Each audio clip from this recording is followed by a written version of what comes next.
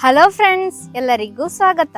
ಇತ್ತೀಚೆಗಂತೂ ಪ್ರತಿ ಮನೆಯಲ್ಲೂ 2-3 ಬಾತ್ರೂಮು ಟಾಯ್ಲೆಟ್ಗಳಾದರೂ ಇದ್ದೇ ಇರುತ್ತೆ. ಆ ಟೈಮ್ನಲ್ಲಿ ನಮ್ಮ ಈ ಸೆಪ್ಟಿಕ್ ಟ್ಯಾಂಕ್, ಈ ವೇಸ್ಟ್ ಟ್ಯಾಂಕ್ ಎಲ್ಲ ತುಂಬೋ ಸಮಸ್ಯೆ, ಬ್ಲಾಕ್ ಆಗೋ ಸಮಸ್ಯೆ ಎಲ್ಲ ಜಾಸ್ತಿ ಆಗಿರುತ್ತೆ. ಆಗ ನಾವು ಸೆಪ್ಟಿಕ್ ಟ್ಯಾಂಕ್ ಕ್ಲೀನ್ ಮಾಡಿಸೋರನ್ನು ಬರೆಸಿ ಅದನ್ನು ಕ್ಲೀನ್ ಮಾಡಿಸೋಕೆ ಹಣ ಎಲ್ಲ ಜಾಸ್ತಿ ಖರ್ಚಾಗುತ್ತೆ. ಆದರೆ ಈ ರೀತಿ ನೀವು ಒಮ್ಮೆ ಮಾಡಿ ನೋಡಿ, ನಮಗೆ ₹1 ಖರ್ಚಿಲ್ಲದೆ ಆ ಸಮಸ್ಯೆ ಎಲ್ಲ ಸುಲಭವಾಗಿ ಬಗೆಹರಿಸಬಹುದು. ಹಾಗಿದ್ರೆ ಬನ್ನಿ ಫ್ರೆಂಡ್ಸ್, ಅದೇನು ಅಂತ ನೋಡ್ಕೊಂಡು ಬರೋಣ.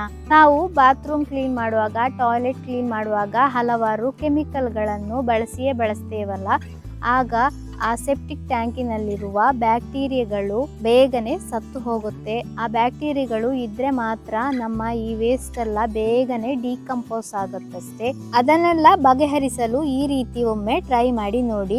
ಮೊದಲು ನಾನಿಲ್ಲಿ ಒಂದು ಹ್ಯಾಟಿನಲ್ಲಿ ಹಸಿಯಾದ ದನದ ಸಗಣಿಯನ್ನು ತಗೊಂಡಿದ್ದೇನೆ. ಇನ್ನೊಂದು ಬಕೆಟ್ ತಕೊಳ್ಳಿ.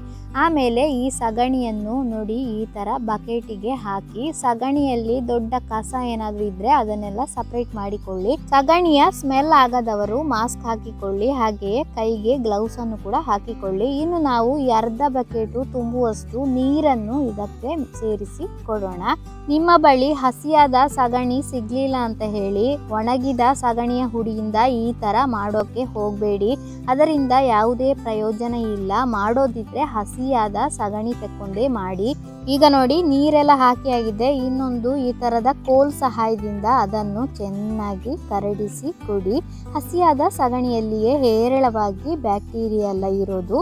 ಈ ರೀತಿ ಕರಡಿಸಿದ ಸಗಣಿಯ ನೀರನ್ನು ನಾವು ಡೈರೆಕ್ಟ್ ಆಗಿ ಟಾಯ್ಲೆಟಿನ ಕ್ಲೋಸೆಟ್ ಒಳಗೆ ಹಾಕಿದ್ರೆ ಅದು ಗಲೀಜಾಗಿ ಕಾಣುತ್ತೆ. ಆದ ಕಾರಣ ನಾವು ಟಾಯ್ಲೆಟು ಬಾತ್ರೂಮಿನ ಹೊರಗಡೆ ಈ ಥರದ ಒಂದು ದೊಡ್ಡ ಪೈಪ್ ಎಲ್ಲ ಕಾಣುತ್ತಲ್ಲ, ಅದಕ್ಕೆ ಒಂದು ಮುಚ್ಚಳ ಕೂಡ ಇರುತ್ತೆ.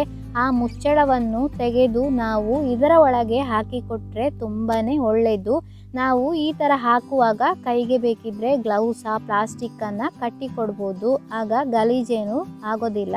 ನೋಡಿ, ನಾವಿನ್ನು ನೋಡಿ ಈ ಥರದ ಹೊರಗಿನ ಪೈಪಿನ ಮುಚ್ಚಳವನ್ನು ತೆಗೆದು ಅದರೊಳಗೆ ಈ ಸಗಣಿಯ ನೀರನ್ನು ಹಾಕಿ ಕೊಡೋಣ. 4-5 ಮಗ್ಗು ನೋಡಿ ಇಲ್ಲಿ ನಾವು ಟಾಯ್ಲೆಟಿನ ಹೊರಗಡೆ ಇರುವ ಈ ದೊಡ್ಡ ಪೈಪಿನ ಒಳಗೆ ಹಾಕೋಣ.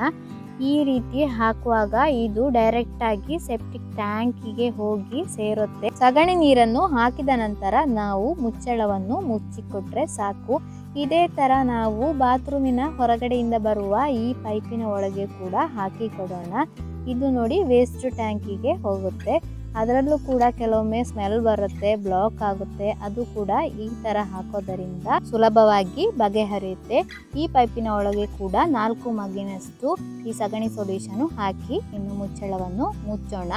ಒಂದು ವೇಳೆ ಈ ತರ ಮಾಡುವಾಗ ನಿಮಗೆ ಗಲೀಜ್ ಅಂತ ಅನಿಸ್ತಿದ್ರೆ ನೋಡಿ, ಈ ತರ ಡೈರೆಕ್ಟ್ ಆಗಿ ಸಿಂಕಿನ ಒಳಗೆ ಕೂಡ ಹಾಕಿ ಕೊಡ್ಬೋದು. ನಾವು ಮನೆಯಲ್ಲಿ ಟ್ರೈ ಮಾಡಿ ನೋಡಿ 100% ರಿಸಲ್ಟು ಸಿಕ್ಕಿದ ಕಾರಣ ಅದನ್ನು ನಿಮಗೆ ಕೂಡ ಶೇರ್ ಮಾಡಿ ಕೊಡ್ತಾ ಇರೋದು. ನಿಮಗೆ ಒಂದು ವೇಳೆ ಆ ಸಮಸ್ಯೆ ಬಂದಾಗ ಈ ರೀತಿ ಒಮ್ಮೆ ಟ್ರೈ ಮಾಡಿ ನಿಮಗೆ ಕೂಡ ರಿಸಲ್ಟು ಸಿಕ್ಕಿದ್ರೆ ಮಾತ್ರ ನೀವು ಅದನ್ನು ದಯವಿಟ್ಟು ಕಮೆಂಟ್ ಮೂಲಕ ತಿಳಿಸ್ಲಿಕ್ಕೆ ಮರಿಬೇಡಿ. ಹಾಗೆಯೇ ನಿಮ್ಮ ಫ್ರೆಂಡ್ಸಿಗೆಲ್ಲ ಶೇರ್ ಮಾಡಿ ಕೂಡ ಕೊಡಿ. ಇವತ್ತಿನ ಈ ವಿಡಿಯೋ ಇಷ್ಟ ಆದರೆ ಲೈಕ್ ಮಾಡಿ, ಫ್ರೆಂಡ್ಸಿಗೆಲ್ಲ ಶೇರ್ ಮಾಡಿ, ಸಬ್ಸ್ಕ್ರೈಬ್ ಮಾಡದೆ ನನ್ನ ಚಾನಲನ್ನು ನೋಡೋರಿದ್ರೆ ಸಬ್ಸ್ಕ್ರೈಬ್ ಮಾಡಿ ಸಪೋರ್ಟ್ ಮಾಡಿ. ಇನ್ನೊಂದು ವೆರೈಟಿ ವಿಡಿಯೋದೊಂದಿಗೆ ಮತ್ತೆ ಭೇಟಿಯಾಗೋಣ. Bye bye, thank you.